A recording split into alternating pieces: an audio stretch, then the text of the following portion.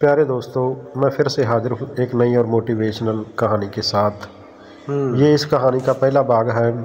इसके बाद दूसरा, तीसरा, चौथा और 16 भाग तक मैं लेकर आऊँगा। ये कहानी एक गरीब लड़की करुणा की कहानी है, जिसकी एक शोभा नाम की अमीर सहेली होती है।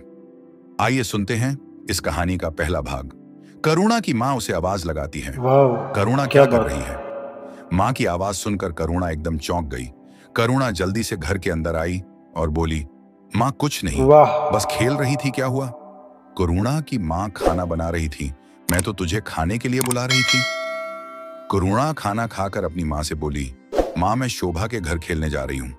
रामवती, अरे रुक क्यों जाती है? वेरी बेस्ट उनके स्टोरी। घर वे बड़े लोग हैं, कहीं बुरा ना मान जाए। इस बात को सुनकर करुणा बहुत जोर से हंसी। माँ तुम कैसी बात करती हो? मेरी सबसे अच्छी सहेली है। अभी जाने दो ना माँ, थोड़ी देर में आ जाऊंगी। यह सुनकर रमवती का मन पिघल गया। जा चली जा, क्या बात है। लेकिन अपने बापू के आने से पहले आ जाना। करुणा और शोभा दोनों पक्की सहेली थी, गुड। लेकिन दोनों की किस्मत अलग अलग थी। एक तरफ करुणा बहुत गरीब घर से थी, तो शोभा गांव के जमींदार की बेटी थी, जिसके घर में पैसों की कोई कमी नहीं थी। दोनों सहेली एक ही स्कूल में पढ़ती थी। एक दिन शोभा स्कूल आई और करुणा से बोली, करुणा मेरे माता पिता मुझे शहर भेज रहे हैं पढ़ने के लिए, तू मुझे भूल तो नहीं जाएगी? ये सुनकर करुणा बहुत उदास होने लगी। शोभा मत जाना, वेरी गुड, कोई बहाना बहुत बना दे। बढ़िया मोटिवेशनल शोभा स्टोरी। की आंखों से आंसू छलक रहे थे।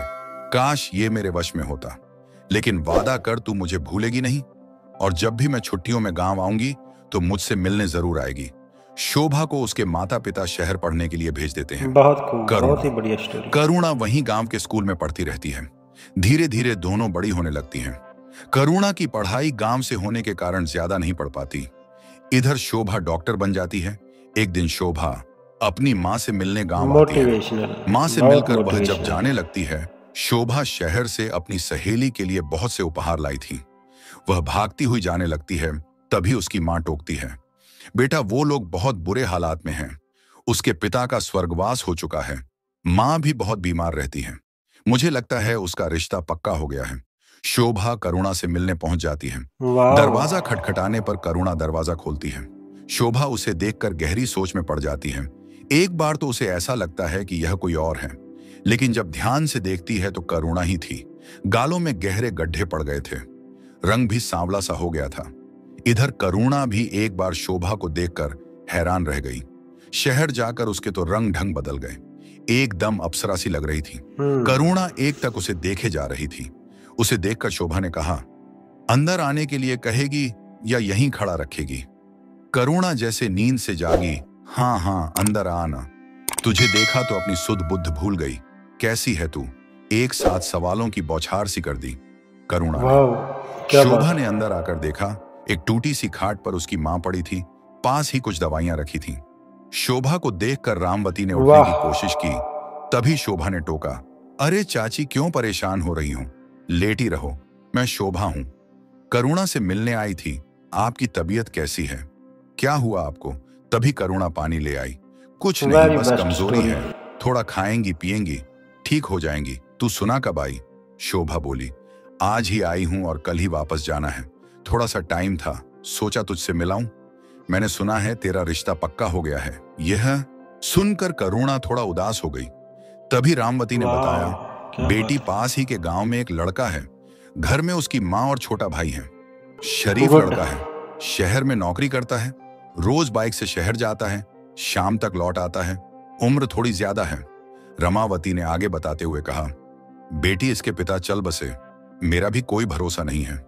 मैं चाहती हूं कि इसके हाथ पीले हो जाएं तो सब चिंता मिट जाए, लेकिन इससे पूछो तो कहती है, तुम अकेली हो जाऊंगी, मैं तुम्हें छोड़कर कहीं नहीं जाऊंगी। अब तू ही इसे समझा। वेरी गुड, बहुत शोभा बढ़िया करुणा को मोटिवेशनल बाहर ले स्टोरी। जाती है।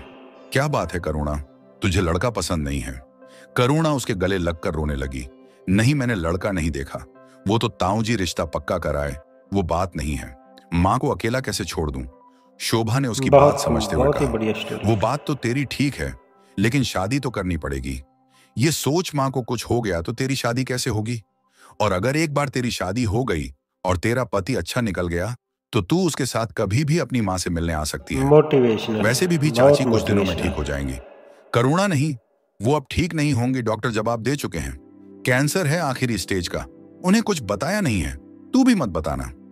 ये सुनकर शोभा ने कहा, फिर तो इसे अपनी माँ की अंतिम इच्छा मानकर पूरा कर शादी कर ले। हो सकता है तेरी माँ जो इतना कष्ट पा रही हैं, तेरे हाथ पीले करने के चक्कर में ही उनके प्राण अटके हों। ये सुनकर करुणा रोने लगी। शोभा ने उसे गले से लगा लिया। उसके बाद बात बदलते हुए उसने कहा, देख मैं तेरे लिए शहर से क्या लाई हूं। यह कहकर उसने एक सुंदर सी साड़ी करुणा को दे दी। करुणा ने साड़ी देखी और बोली, इसकी क्या जरूरत थी। शोभा ने उसका हाथ अपने हाथ में लेते हुए कहा, करुणा एक बात याद रखना, हमेशा मैं कहीं भी रहूं, गांव में, शहर में, शादी के बाद, अपने ससुराल में, तेरी मेरी दोस्ती नहीं टूटनी चाहिए। जरा सी भी परेशानी मत उठाना। जीवन के किसी भी मोड़ पर खुद को अकेला पाए तो सीधी मेरे पास चली आना। तेरी ये सहेली हमेशा तेरे साथ खड़ी है। करुणा कुछ बोल न सकी। उसकी आंखों से टप टप आंसू बह रहे थे। माहौल को हल्का करने के लिए शोभा ने कहा, अब चाय भी पिलाएगी या यूं ही टरका देगी। चाय पिला दे भाई, अगली बार आई तो पता लगा मेरी सहेली अपनी ससुराल पहुंच गई। वैसे हम भी कुछ कम नहीं हैं, वहीं जाकर तुझे पकड़ लेंगे। करुणा हंसते हुए चाय बनाने चल दी। तो प्यारे दोस्तों, ये था कहानी का पहला भाग। कल की वीडियो में दूसरा भाग पेश करूंगा। अगर कहानी का पहला भाग पसंद आया हो तो कृपया चैनल को सब्सक्राइब जरूर कर देना। हमेशा अच्छा सोचो, अच्छा करो और खुश रहो। वंदे मातरम, जय भारत, धन्यवाद।